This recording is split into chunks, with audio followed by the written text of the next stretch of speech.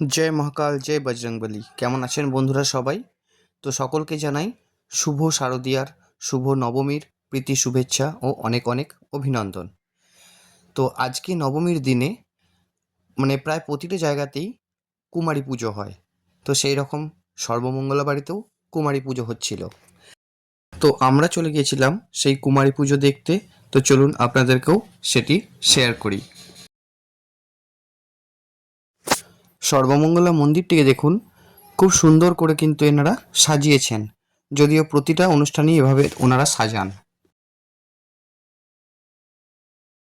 আগে চলুন আপনাদেরকে মা সর্বমঙ্গলাকে আগে দর্শন করাই।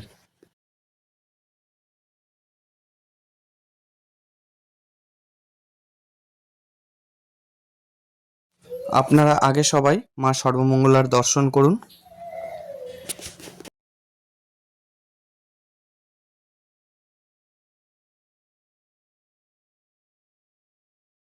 মায়ের গর্ভগৃহের পাশে যে চাতালটি রয়েছে, ওখানেই কুমারী পুজো হয়। 5 বছর বয়স থেকে শুরু হয়।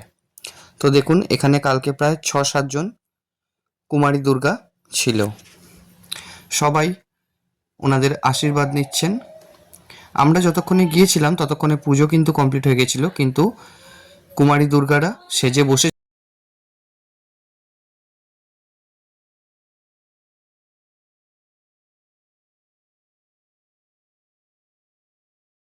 আপনারাও যদি কেউ চান নিজের বাচ্চা মেয়েদের কুমারী পুজো করানোর জন্য, তো অবশ্যই কিন্তু আপনারা অফিসে এসে কথা বলবেন। সবাই আশীর্বাদ নিচ্ছিল, তাই আমিও ওনাদের সঙ্গে মা দুর্গার আশীর্বাদ নিয়ে নিলাম।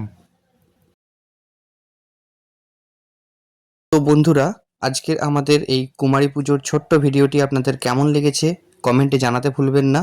আর যদি ভালো লেগে থাকে তো অবশ্যই একটা লাইক করবেন।